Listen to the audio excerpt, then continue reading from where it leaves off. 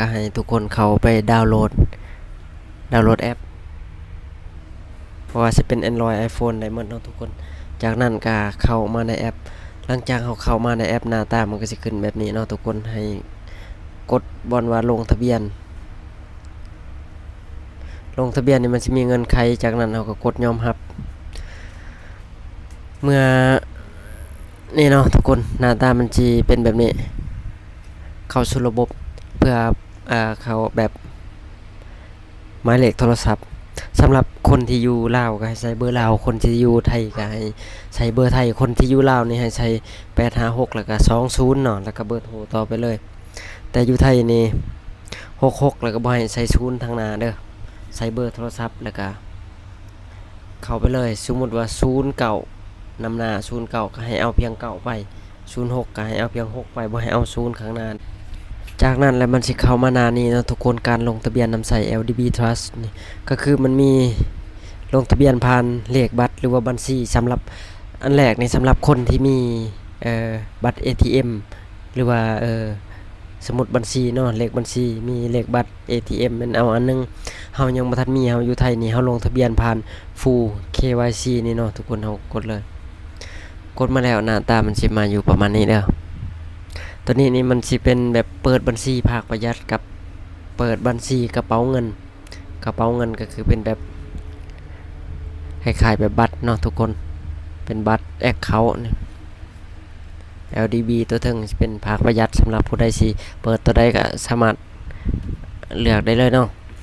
หลังจากเราเลือกแล้วเรียบร้อยเนาะทุกคนมันก็สิเข้ามาอยู่สู่ข้อมูลส่วนตัวบัดนี้ก็คือให้กรอกภาษาลาวแล้วก็ภาษาอังกฤษตามภาษาอังกฤษก็ตามพาสปอร์ตเฮาเลยเนาะกรอกภาษาลาวภาษาอังกฤษแล้วก็เพศหญิงหรือชายก็เลือกใส่แล้วก็วันเดือนปีเกิดแล้วก็อาชีพให้ใส่หลังจากนั้นเนาะทุกคนก็สิเข้ามาสู่ข้อมูลที่อยู่อาศัยที่เฮาอยู่ทางบ้านสมมุติเฮาอยู่แขวงใดก็ให้เลือกใส่แขวงนั้นเนาะทุกคนมีแขวงมีบ้านเมืองครบเลยแล้วก็สาขาของธนาคารเนาะทุกคนสมมุติเฮาอยู่แขวงใดก็บ่ภูมิว่าแนะนำให้ใส่แขวงนั้นโลดอาจจะดีกว่าเนาะทุกคนแล้วก็ป้อนรหัสอ้างอิงนี่บางคนก็ใส่บางคนก็บ่ใส่เนาะตัวนี้บ่ภูมิก็ใส่แต่ทุกคนก็แล้วแต่สิใช้เนาะทุกคนบ่ภูมิว่ามันผ่านหมดหรือว่าบ่ใส่ก็ได้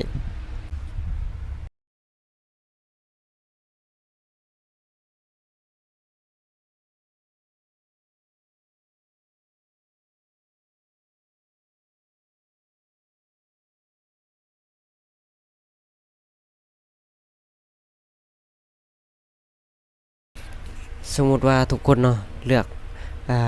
หน้าพาสปอร์ตมาแล้วมันสิขึ้นมาหน้านี้เนาะทุกคนให้เลือกประเทศแล้วก็เลขที่พาสปอร์ตแล้วก็วันเดือนปีออกพาสปอร์ตแล้วก็วันเดือนปีหมดอายุก็ให้กรอกตามพาสปอร์ตนั้นให้ถูกต้องเนาะทุกคนแล้วก็กดตอบหลังจากนั้นมันก็สิเข้ามาหน้าพาสปอร์ตสำหรับใครที่เลือกพาสปอร์ตเนาะทุกคนก็คือมันให้เราถ่ายรูปพาสปอร์ตเอ่อถ่ายรูปพาสปอร์ตแล้วก็ถ่ายรูปเฮาในจับพาสปอร์ตแล้วก็ถ่ายวิดีโอของเราเองพร้อมพาสปอร์ตให้แบบถูกต้องเนาะทุกคนแบบยืนแบบบอนใดที่มันมีแสงสว่างให้หลายที่สุดแล้วเนาะทุกคนถ่ายกลางเว้นเพื่อความชัดเจนและนอกนั้นก็ลายเกิดนี่ให้พิมพ์3103แล้วก็ปีพิมพ์ให้ถูกต้องเนาะทุกคนแล้วก็ให้ตอบคำถามหมดทั้ง3อันเด้อและจังกดสำเร็จบัดนี้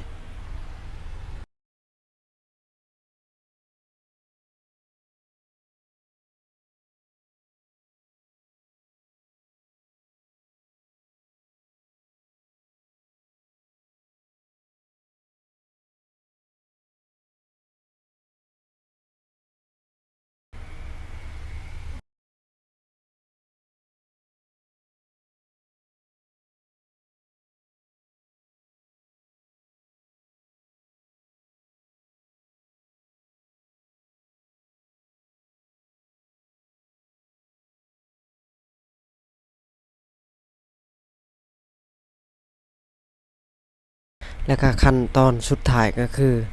ถ้ารอรหัสส่งมาเนาะทุกคนรหัส OTP เพื่อเราสิป้อนรหัสเข้าไปเพื่อเราสิส่งข้อมูลการลงทะเบียนให้ไปทางธนาคารหลังจากที่ เราใส่รหัสผ่านยังครบเรียบร้อยเนาะทุกคนมันก็จะขึ้นมาแบบนี้ถ้าผู้ใดบ่ขึ้นบ่ผมแนะนำให้กดสอบใหม่เด้อทุกคนหลังจากเราส่งไปแล้วเนาะทุกคนต้องใช้เวลาบางทีก็4-5 วันของวันทำการของธนาคารเพิ่นเด้อ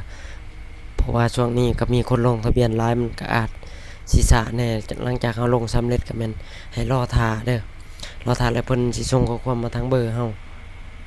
ถ้าเพิ่นอนุมัติหยังเรียบร้อยเนาะทุกคนทุกคนเป็นอะไรสำหรับคลิปที่บ่ภูมิสอนเนาะทุกคนถ้าผู้ใดลองแล้วบ่เข้าใจหรือว่าบ่ได้เดี๋ยวก็คอมเมนต์บอกเด้อเดี๋ยวบ่ภูมิสิมาตอบแล้วก็ EP หน้าเนาะทุกคน EP หน้านี่บ่ภูมิก็สิลงเกี่ยวกับการแบบสมัคร EC to Send แล้วก็แบบเติมเงินเข้าในบัญชีเฮาแล้วก็เพื่อสิโอนเงินกลับบ้านว่าเฮ็ดวิธีใด EP หน้าบ่ภูมิสิมาเฮ็ดให้ทุกคนเบิ่งเนาะทุกคนแล้วก็EP ต่อๆไปก็สิโอนมาบ้านว่าค่าใช้จ่ายแนวใดเนาะทุกคนแพงหรือบ่นี่ก็ติดตามไปนำกันเด้อฝากทุกคนติดตามกดไลค์กดแชร์กดเป็นกำลังใจให้บ่าวภูมิแน่เด้อ